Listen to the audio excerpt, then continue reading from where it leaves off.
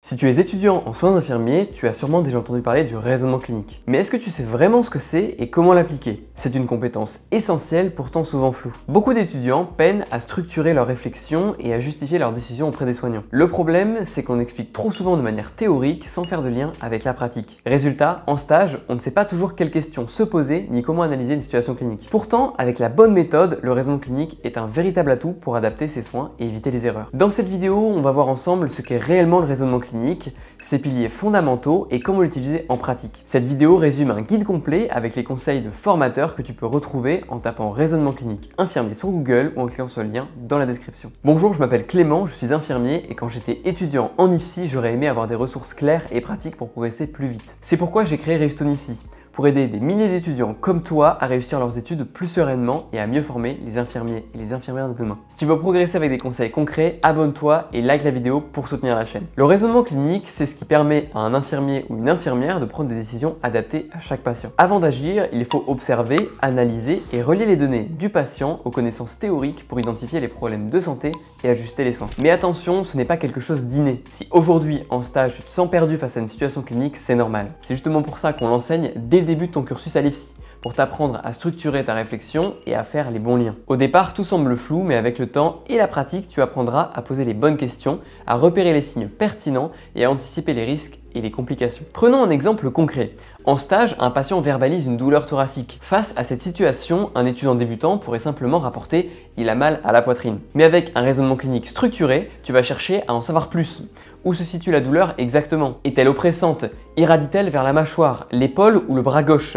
Est-elle survenue au repos ou à l'effort? S'accompagne-t-elle de palpitations ou d'une difficulté à respirer? Ces questions te permettent de différencier une douleur d'origine cardiaque d'une douleur pulmonaire par exemple. Ensuite, en confrontant ces observations à tes connaissances théoriques, tu vas orienter ta prise en soin. Faut-il alerter immédiatement l'équipe médicale? Installer le patient en position demi-assise? Lui poser un scope et surveiller ses paramètres vitaux? L'oxygéner? C'est grâce à ton raisonnement clinique que tu vas pouvoir anticiper les risques et agir de manière adaptée à la situation. Ce processus s'appelle le raisonnement hypothéco-déductif. On part d'une hypothèse et on la valide ou on l'infirme en collectant d'autres données et informations. Ce n'est qu'en pratiquant régulièrement que tu développeras une vraie capacité d'analyse et d'évaluation afin d'acquérir une posture réflexive dans ta pratique. Le raisonnement clinique repose sur 6 piliers fondamentaux définis par Loïc Martin, maître de conférences en sciences infirmières et en sciences de l'éducation et de la formation. Ils te permettent de structurer ta réflexivité en stage et d'argumenter tes prises de décision auprès des soignants. Plus tu les maîtriseras, plus tu seras capable d'identifier les problématiques de santé, les risques potentiels et d'adapter les soins. Premier pilier, les connaissances théoriques. Impossible de raisonner correctement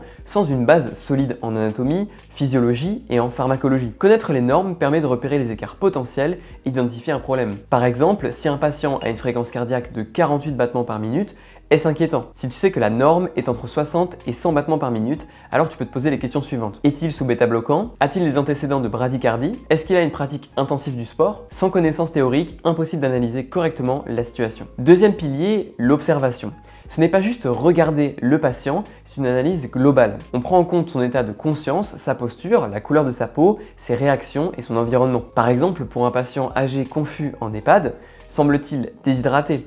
A-t-il un transit perturbé? A-t-il bien pris ses traitements? Ce sont ces indices cliniques qui vont orienter ton raisonnement. Troisième pilier, l'examen clinique. Il repose sur 2 étapes, l'entretien clinique, pendant lequel tu recueilles les antécédents, les traitements, l'histoire du problème de santé du patient, et l'examen physique qui va te donner des données objectives. Tension artérielle, fréquence cardiaque, saturation d'oxygène, c'est ce qui te permet de croiser les informations et d'affiner ton jugement. Quatrième pilier, les compétences relationnelles. L'observation et l'examen clinique ne suffisent pas toujours. Parfois, un patient ne verbalise pas ses symptômes de manière claire. C'est ton écoute et ta capacité à reformuler et à poser les bonnes questions qui vont t'aider à comprendre ce qu'il ressent vraiment. Un exemple typique, un patient âgé qui te dit simplement « je ne me sens pas bien ».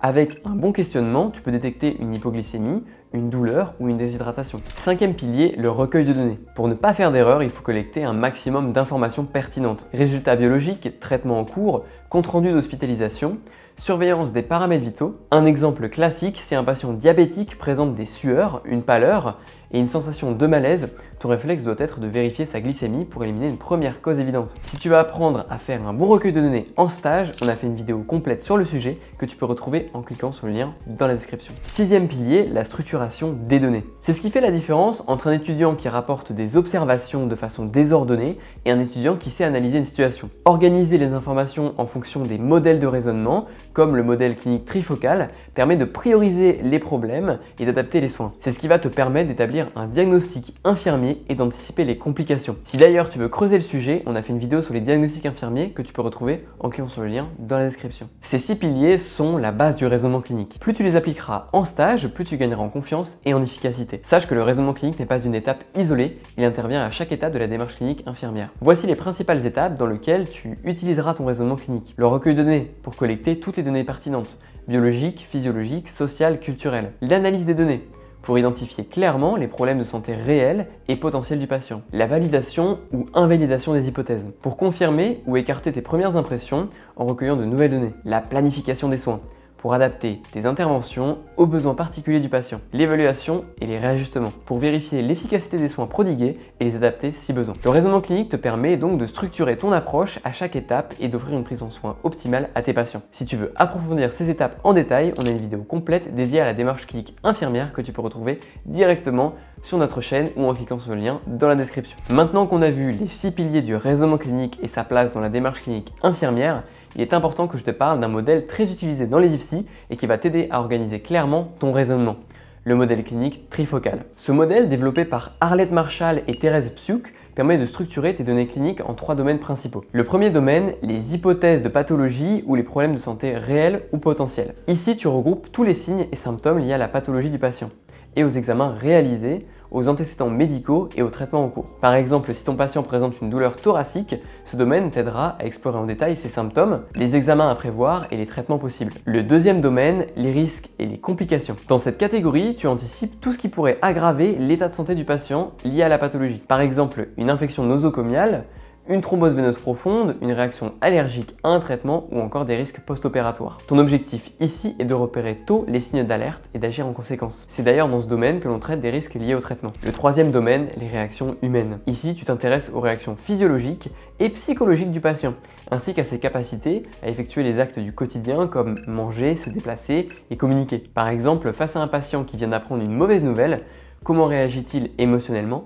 Est-il anxieux? Présente-t-il des troubles du sommeil ou de l'appétit? L'infirmière doit évaluer comment chaque patient vit et réagit face à sa maladie, ce qui comprend ses adaptations comportementales et émotionnelles. Ces réactions humaines dévoilent les besoins spécifiques du patient et conduisent au diagnostic infirmier. Ce modèle trifocal te permet de regrouper toutes les informations nécessaires pour établir tes diagnostics infirmiers et personnaliser tes soins. Il t'aide à prendre en compte non seulement la pathologie, mais aussi les réactions spécifiques du patient et les complications possibles liées au traitement. Tu peux imaginer ce modèle comme une sorte de carte mentale claire qui organise les données essentielles à ton raisonnement clinique. J'espère que cette vidéo t'a permis d'y voir plus clair sur le raisonnement clinique infirmier. Souviens-toi que c'est une compétence qui se développe avec la pratique. Plus tu t'entraîneras, plus tu gagneras en confiance et en efficacité. Si tu veux approfondir ces notions avec des conseils et des exemples pratiques supplémentaires, tu retrouveras tout dans notre guide complet en écrivant raisonnement clinique infirmier sur Google ou en cliquant sur le lien dans la description. Si cette vidéo t'a été utile, n'oublie pas de la liker et surtout abonne-toi pour ne rien manquer de nos prochains conseils qui vont t'aider à réussir ton IFSI. Bon courage pour tes études et à la semaine prochaine pour une nouvelle vidéo.